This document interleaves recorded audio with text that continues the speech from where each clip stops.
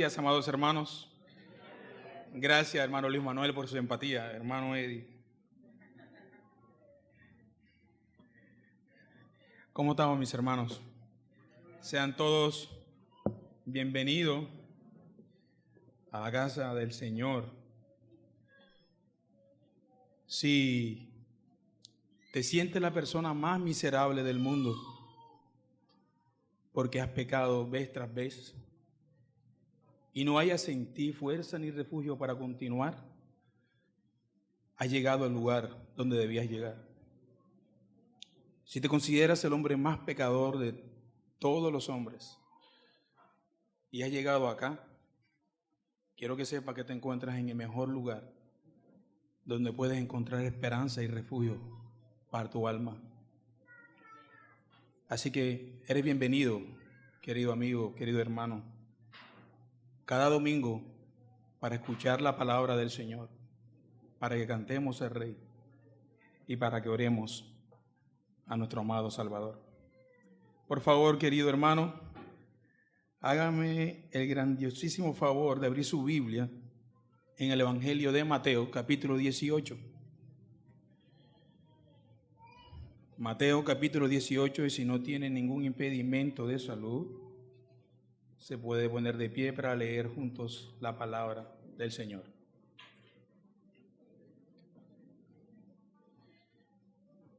Mateo capítulo 18, del versículo 23 al 35. Cuando estemos allí, leeremos entonces. Amados hermanos, esta es la palabra del Señor. Por lo cual, el reino de los cielos es semejante a un rey que quiso hacer cuentas con sus siervos. Y comenzando a hacer cuentas, le fue presentado uno que le debía 10,000 talentos. A este, como no pudo pagar, ordenó su señor venderle y a su familia e hijos y todo lo que tenía para que pagase la deuda. Entonces aquel siervo postrado le suplicaba diciendo: Señor, ten paciencia conmigo y yo te pagaré todo. El señor de aquel siervo, movido a misericordia, le soltó y le perdonó la deuda.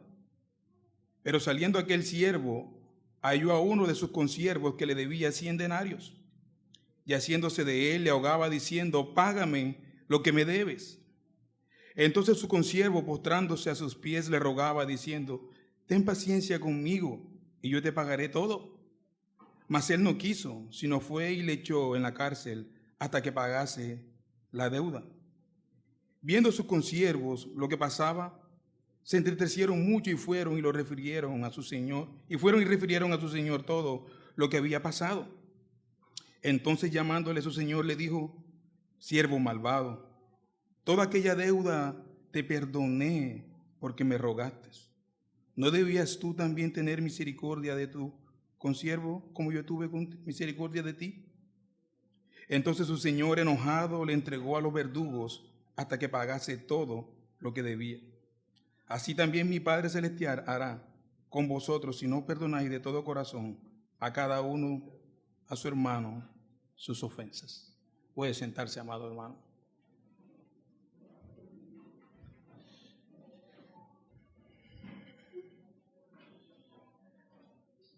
Nuestra parábola, realmente en el capítulo 18, tiene un contexto más amplio. Allí mismo en el capítulo 18, se encuentra en medio de algunas declaraciones que Cristo ha hecho a sus discípulos y lo que como nosotros como iglesia hemos aceptado y creemos lo que se le ha llamado la disciplina de la iglesia. Es decir, ¿cuál es el procedimiento que debe tener la iglesia por un penitente o un pecador no arrepentido? En el versículo 15 tenemos un poco más de ese contexto. Puede leer conmigo para darle un poco más de contexto sobre la parábola. Por tanto, si tu hermano peca contra ti, ve y repréndele estando tú y él solos. Y si te oyere, has ganado a tu hermano.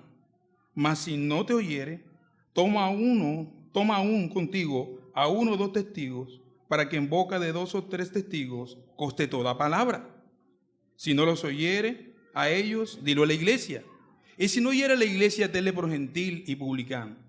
De cierto os digo que todo lo que atéis en la tierra será atado en el cielo, y todo lo que desatéis en la tierra será desatado en el cielo.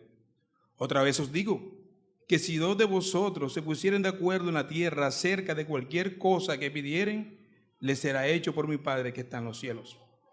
Porque donde están 2 o 3 congregados en mi nombre, ahí estoy yo en medio de ellos. Y aquí vienen. Entonces se le acercó Pedro y le dijo: Señor, ¿cuántas veces perdonaré a mi hermano que pecare contra mí? ¿Hasta 7? Jesús le dijo: no te digo que hasta 7, sino hasta 70 veces 7. Así que el Señor está trayendo esta parábola precisamente para responder a Pedro. El Señor les ha dado unas instrucciones y Pedro quiere decir: bueno, Señor, si este es el procedimiento para perdonar a un hermano que ha pecado contra mí, y tú estás diciendo que yo me debo acercar a él, si no me escucha, debo buscar 2 testigos, si no nos escucha, lo hacemos saber a la iglesia. Entonces, ¿cuántas veces yo debo perdonar a un hermano que peque contra mí? Así que el Señor da una respuesta magistral. En Pedro ya hay una condición. Hasta 7, creo que 7 es el número suficiente para que un pecador penitente peque conmigo vez tras vez con el mismo asunto. El Señor le dice: no, Pedro, no solamente son 7. Y entonces trae esta parábola, y para ilustrar la verdad del perdón, la narra. Y entonces en la parábola tenemos a un rey con 2 deudores. El rey decide hacer cuentas y les he presentado este siervo que tiene una deuda que nunca podría pagar. Es una deuda indescriptible. Es una deuda que este hombre, por más que trabajara, él, su familia, sus generaciones, no podría pagar.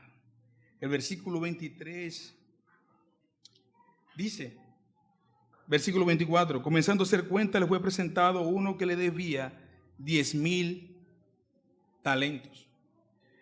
Nosotros cuando leemos esto, pues de alguna manera pasamos por alto estas verdades que están aquí y cómo esto puede atrapar nuestro corazón y quizás sacudir nuestra alma.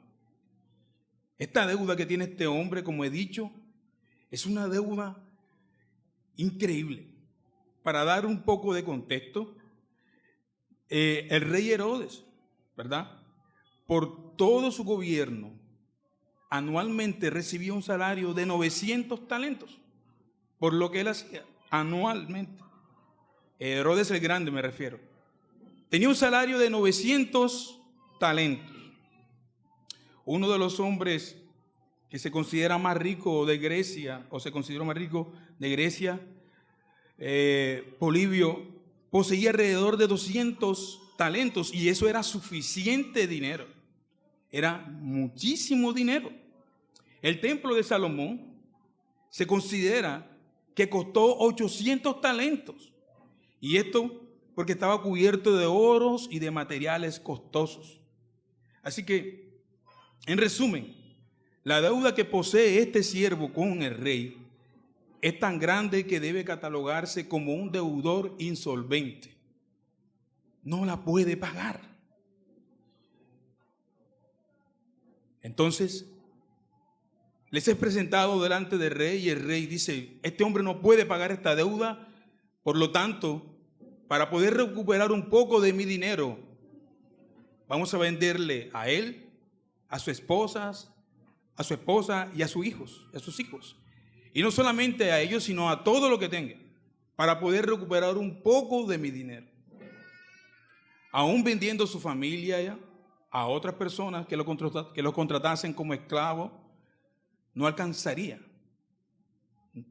a pagar ni la cuarta mitad de la deuda que tenía este siervo con su rey. Así que el contraste que está haciendo Cristo aquí con este siervo es inmenso, es hermoso. Él quiere mostrar que todos los hombres, igual que este siervo aquí representado, están en una deuda indescriptible, que por más que obren e intenten obrar en su vida, no podrán nunca, por sus propios méritos, ponerse a paz por sí mismo con el rey. Así que el hombre, una vez el rey le ha ordenado, se encuentra en una sentencia. Hay juicio para su vida, hay que venderle. Él viene y suplica al rey y le dice, versículo 26, entonces aquel siervo postrado le suplicaba diciendo, Señor, ten paciencia conmigo y yo te pagaré todo. Increíble que lo primero que hace este hombre no es pedir misericordia, sino que él dice, ten paciencia conmigo. Ten paciencia conmigo y yo lo pagaré todo. Puede ser una preocupación genuina el decir, el hablar sin pensar, y yo te lo pagaré todo. Pero sabemos que por la deuda que ese hombre tenía, no podía pagarla. Sin embargo, el rey ve su actitud, postrado. Señor, sé paciente. Yo pagaré todo, Señor. Y el rey decide cambiar su sentencia y otorgarle lo que no merecía. Y darle el regalo que él nunca se imaginó que recibiría frente a este rey. ¿Usted se imagina una deuda como esta? Y que simplemente por postrarte delante de este rey recibas la misericordia que nunca jamás podías haber pensado que irías a recibir. Entonces él rogaba diciendo, Señor, ten paciencia conmigo, sé paciente, por favor, y yo te pagaré todo. Y el señor de aquel siervo, movido entonces a misericordia, le soltó y le perdonó la deuda. Ese es el primer punto que va desde el versículo 23 al 27. El rey, el siervo y su gran deuda. No hay otras palabras. Cristo no usa otras palabras, sino, Señor, ten paciencia conmigo. El punto no es el siervo aquí. El punto es lo majestuoso, lo bondadoso que es este rey en frente de un hombre que debe ser sentenciado porque tiene una deuda inmensa. Así que el rey, movido a misericordia, le soltó y le perdonó la deuda. Hermanos, 10,000 talentos. Lo que podríamos convertir a millones y millones y millones de pesos, de dólares, en nuestros tiempos todavía. Porque realmente esta era la moneda más elevada. El contraste que Cristo va a hacer aquí es impresionante. Este hombre todavía, el Señor, su rey, le está otorgando gracia, perdón, le suelta y le dice, está bien, te perdono. ¿Puede imaginarse usted este hombre saliendo del palacio? El texto no dice ni que iba brincando, ni gozoso, ni nada. La segunda escena es que pasa algo terrible. Hasta aquí todo está bien, estamos viendo el favor de un rey en un hombre que está endeudado y no puede pagar por sí mismo. Hasta esta sesión podemos decir, wow, qué majestuoso rey, qué hombre malvado, tan endeudado, no tiene en sí nada que pueda presentar delante de este rey para poder aliviar sus cargas. No tiene nada, él solamente ha recibido lo que todos nosotros como pecadores recibimos. Pero él no se ha detenido a pensar por un momento, ¿esto es real? ¿Me ha perdonado esta deuda tan grande? No podría salir de inmediato del palacio. Yo tendría que caer de rodillas, sentarme y pensar un poco sobre todo lo que se me ha perdonado. Sin embargo, la escena cambia, mis hermanos, de una manera aterradora. Hay un contraste terrible. No ha salido aún de la presencia del rey, por así decirlo, y entonces se encuentra a un consiervo suyo que tenía una deuda con él de 100 denarios, el salario de 3 meses, 100 denarios. Y lo impresionante es que él sale y él no le dice: siervo mío, te perdono la deuda que me tienes.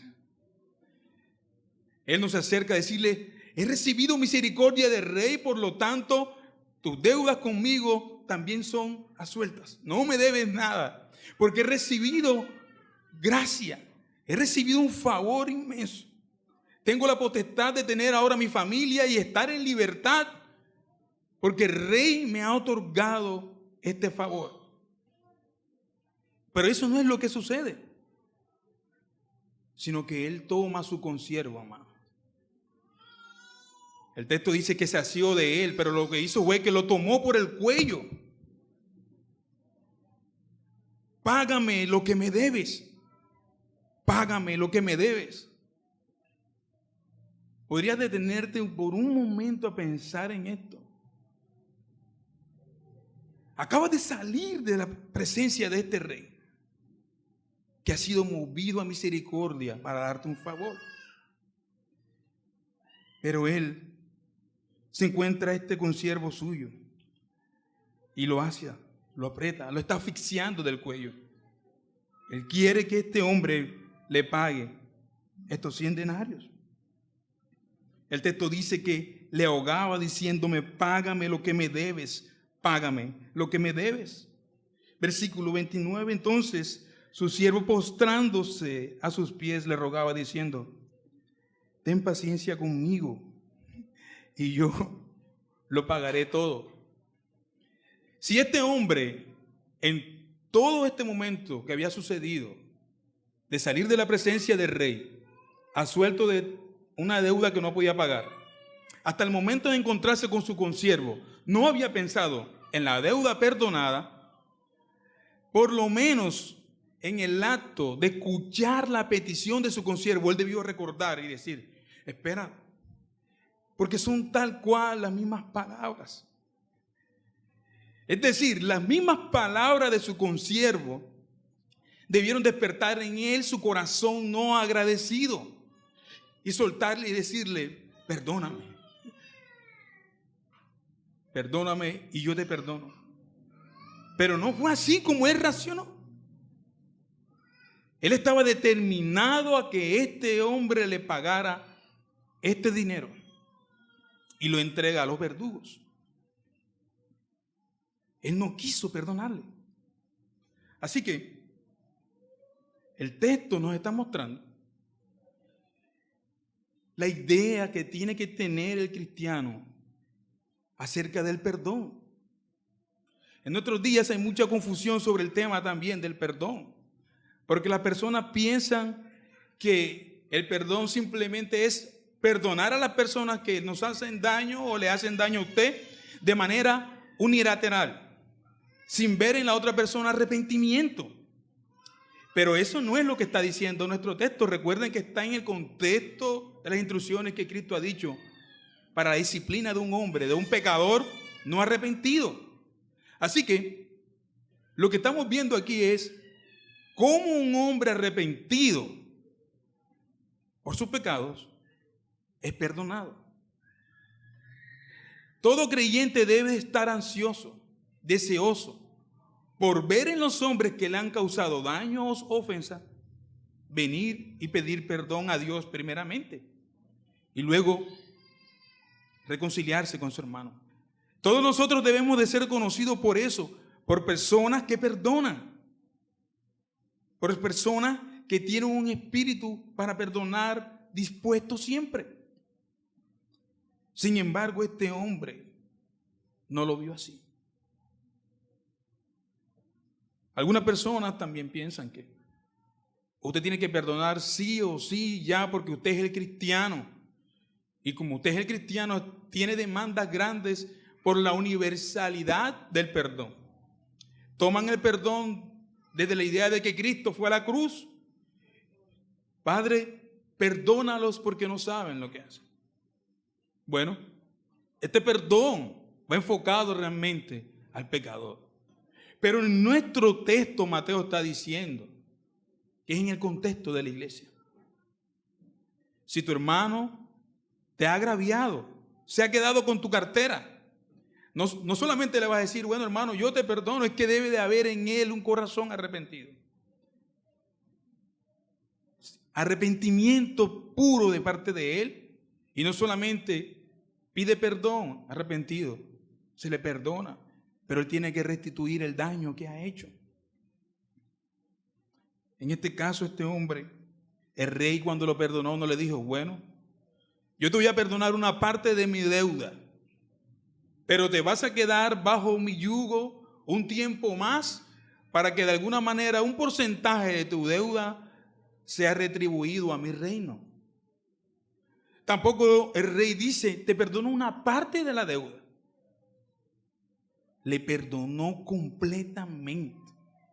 Es decir, a la hora que salgas de mi palacio, de mi presencia, eres un hombre perdonado. No hay deudas entre usted y yo. Esto es increíble. Es lo que ha hecho el rey por nosotros. Es lo que ha hecho nuestro Padre al perdonarnos. Es real. Sin embargo, nos cuesta tener un corazón que esté dispuesto a perdonar. Hermano mío, la prisión más grande y más tenebrosa del mundo, la más oscura de todo el tiempo, es la de un corazón no perdonador. La prisión más grande y más oscura en la que te puedas encontrar es la prisión de un corazón que no está dispuesto con una actitud genuina por el Espíritu para perdonar. Siempre debe de estar en nosotros. Pablo nos dice y nos da algunas instrucciones en Efesios capítulo 4, vaya conmigo allí por favor, acerca de esto.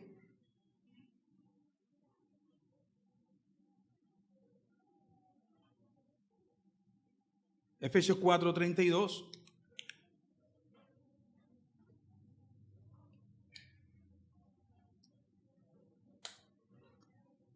Este es Pablo trayendo estas verdades.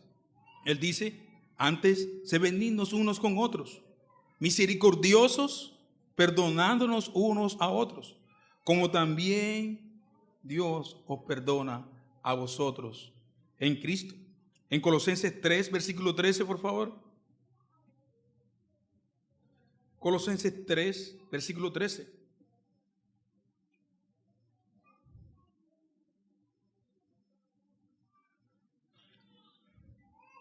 Soportándonos unos a otros y perdonándonos unos a otros. Y si alguno tuviere queja contra otro, de la manera que Cristo os perdonó, así también hacedlo vosotros.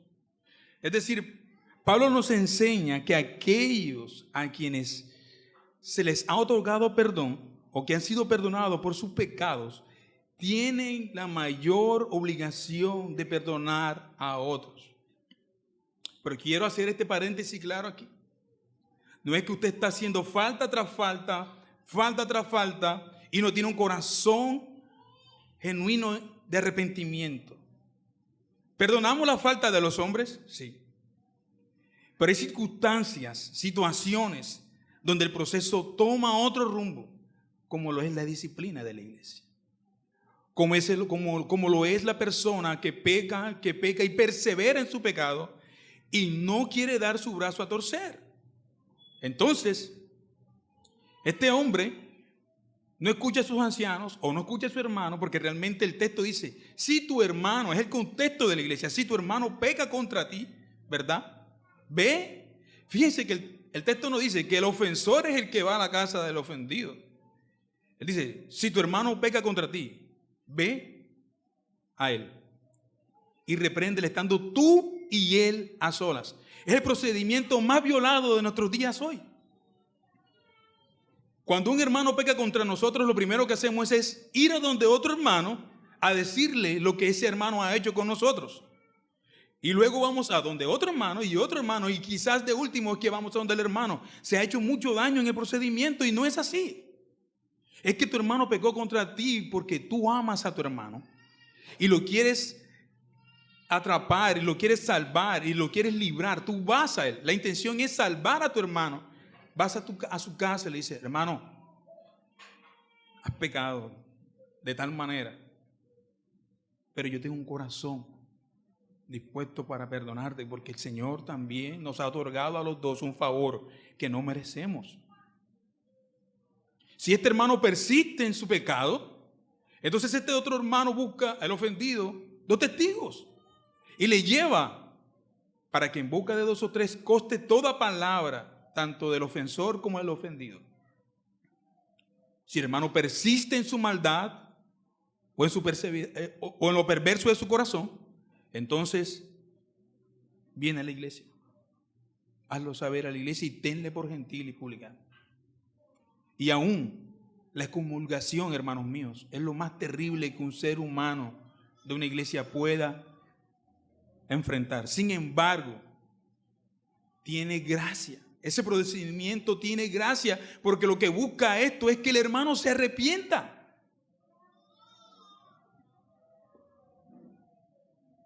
Algunos de nosotros, cuando se confunde con esto, piensa que puede reclamar perdón sin tener un corazón arrepentido.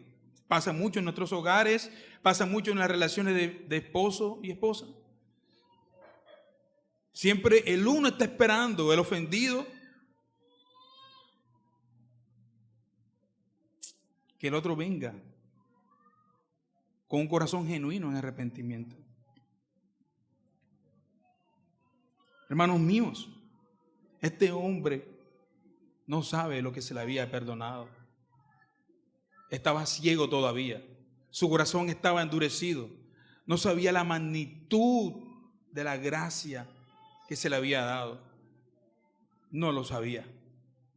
Solo hasta que el rey, por el testimonio de los otros consiervos que están viendo la escena, están allí, están escandalizados como usted y yo podríamos estarlo. Oye, pero no es el hombre que acaba de salir de la presencia del rey. No es el hombre que acaba de recibir el favor más grande que todo hombre pueda recibir. ¿Por qué hace esto? Se entristecieron, se asombraron y fueron y lo contaron a su Señor. Y aquí viene el Señor con una sentencia. Recuerde lo que dije hace un momento. Él había sido llevado al rey y tenía una sentencia de juicio. Debía pagar. Pero en vez de eso, recibió gracia. Pero sus frutos mostraron que él no había entendido lo que este rey benevolente había hecho por él. Y entonces el rey iba a decir, menospreciaste mi favor, ahora recibirás justicia. Menospreciaste mi favor, menospreciaste todo lo que hice por ti. Y esto es lo que le dice. Vamos al versículo 32. Entonces llamándole su señor le dijo, siervo malvado, toda aquella deuda te perdoné porque me rogaste. Toda aquella deuda te perdoné porque me rogaste. ¿No debías tú también tener misericordia de tus consiervos, como yo tuve misericordia de ti? ¿No debías de hacer lo mismo? ¿No debías de compadecerte como yo lo he hecho? Cada cristiano, cuando tiene esta actitud de perdonar, está mostrando la actitud que hubo en Cristo, en el Padre, en Cristo, para la redención de nuestros pecados. Cada cristiano, cuando perdona a otro, está mostrando el fruto que Cristo mostró para con nosotros, deudores insolventes, que no podemos pagar. que nuestras deudas, nuestros pecados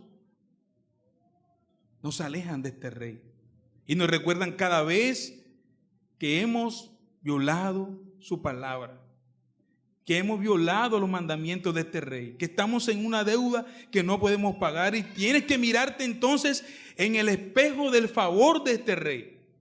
¿Recuerdan la parábola pasada?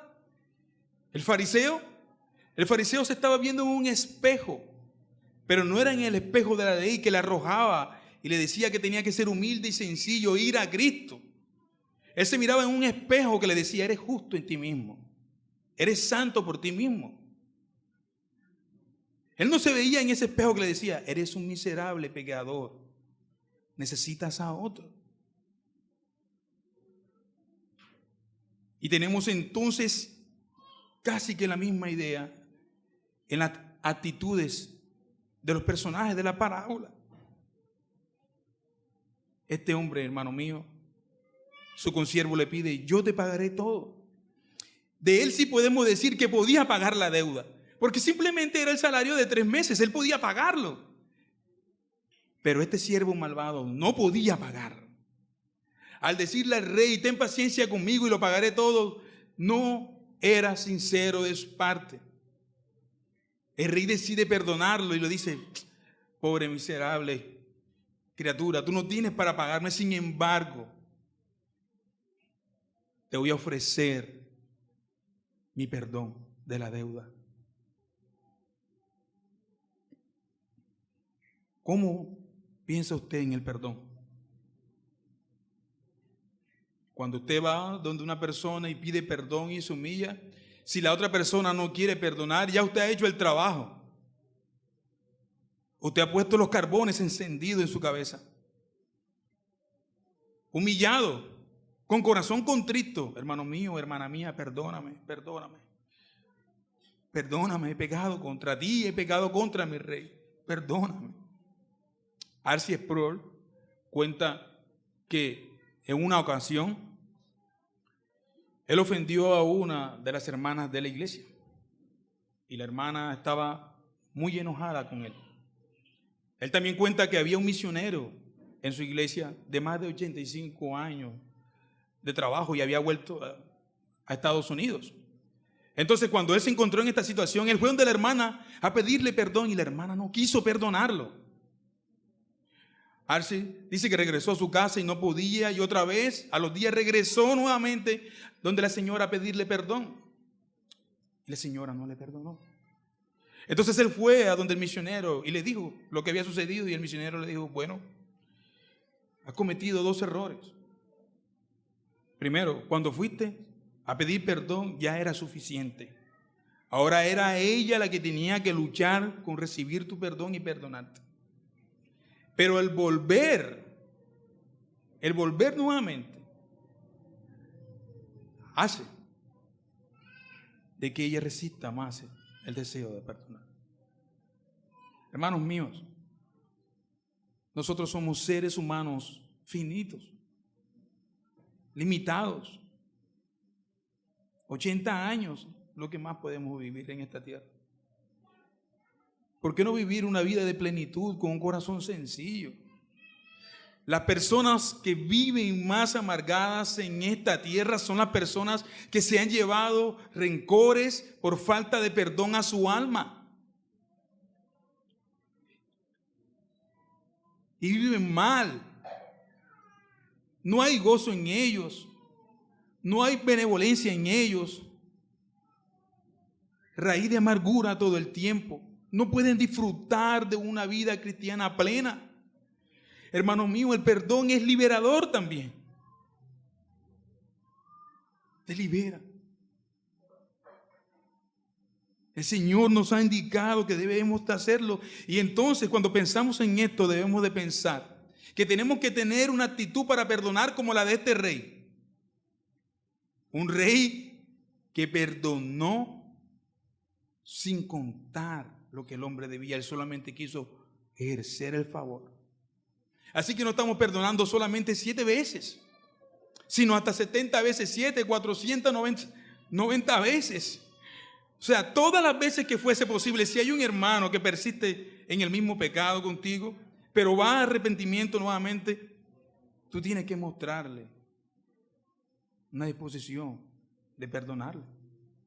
Algunas veces tendrás que decirle, necesito que vayas a alguna consejería porque estás perseverando en este pecado. Yo te perdono, pero te ruego que hagas esto.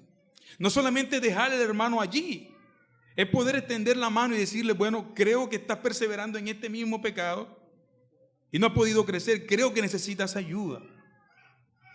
Pero en nosotros debe haber esa disposición.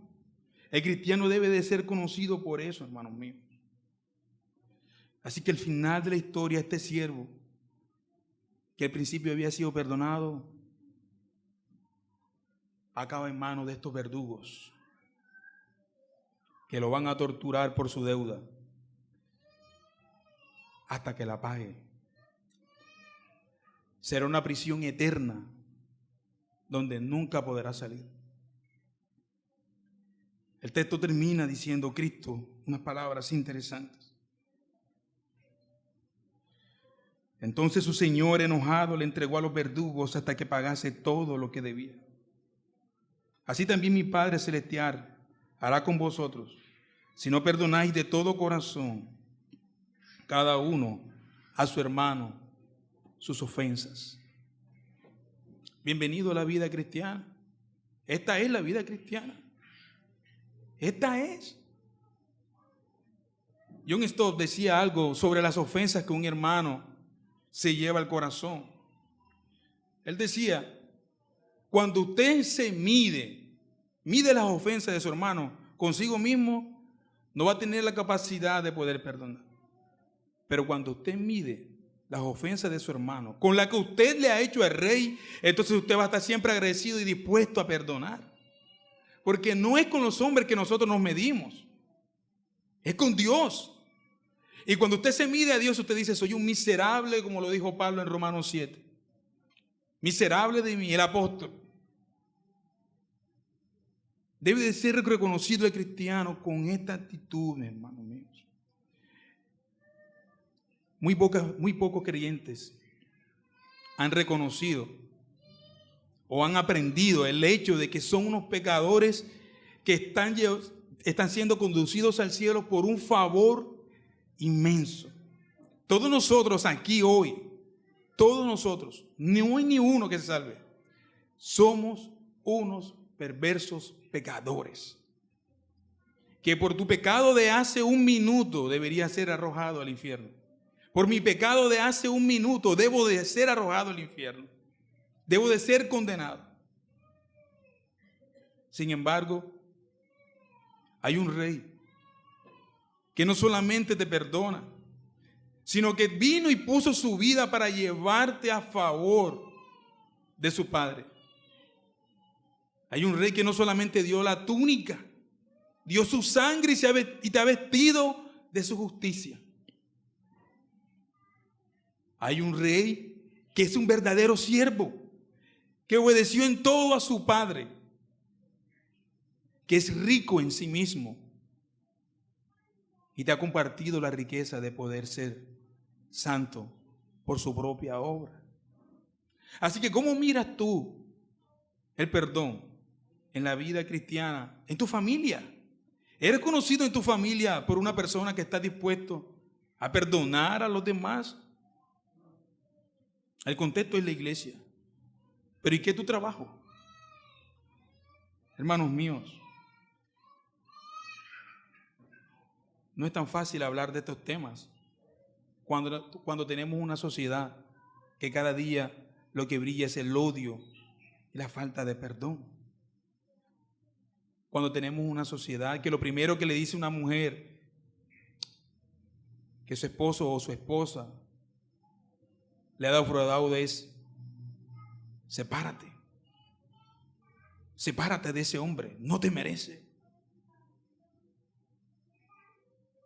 Ese no debería ser el primer consejo. Todos los grupos que tenemos entre semanas estamos estudiando si podemos confiar en la Biblia. ¿Puede el cristiano confiar en la Biblia? Y hemos visto en estas reuniones o en estas clases la armonía de las Escrituras. Cómo ella no tiene error, que es infalible, que es autoritativa porque Dios es autoridad en sí. Entonces, todos los cristianos deben de tener una disposición de recibir las Escrituras por lo que ellas son. Vienen de parte de Dios y son autoritativas en sí. Entonces, yo tengo que ir a la Escritura y someterme a ella, a lo que ella me diga, lo que debe de ser el perdón y su procedimiento. ¿A qué dice la Biblia como mi relación cristiana? Me tengo que someter a ella, a la vida eclesial. La Escritura tiene que brillar como esa norma que los creyentes han tomado para su alma. No comprar el consejo de allá afuera. No comprar el consejo de allá afuera. Y nosotros estamos involucrados porque somos sal y luz allá afuera. Y todo el tiempo estamos escuchando personas con el deseo de vengar. Qué bueno es encontrarse con una persona con un corazón dulce y te diga, está bien, no te preocupes, eso no es nada. ¿De dónde sacas esta fuente para hablarme así? Es que necesitas saber que tu deuda no se compara a la que yo tenía con un rey que me ha perdonado. Así que no te preocupes, yo también puedo perdonar. Hermano mío, si yo le he ofendido a usted en práctica o conducta o en alguna circunstancia, yo quiero ser el primero que te diga hoy, hermano mío, perdóname. Perdóname. Todos los ancianos de esta iglesia que se paran detrás de este púlpito son pecadores iguales que ustedes. Luchan vez tras vez, que son sostenidos por la misma gracia que les sostiene a ustedes. Que el perdón sea una identidad de nosotros como cristianos, mis hermanos. Señor, le bendiga. Señor Dios de toda gracia, qué gran favor hemos recibido, Señor. Deja que nuestros corazones, Señor, puedan ser enjuagados, Señor, con tu palabra, Señor. Ayúdanos a contemplar estas verdades en nuestra alma, Señor. Te lo pedimos en Cristo, nuestro Señor. Amén.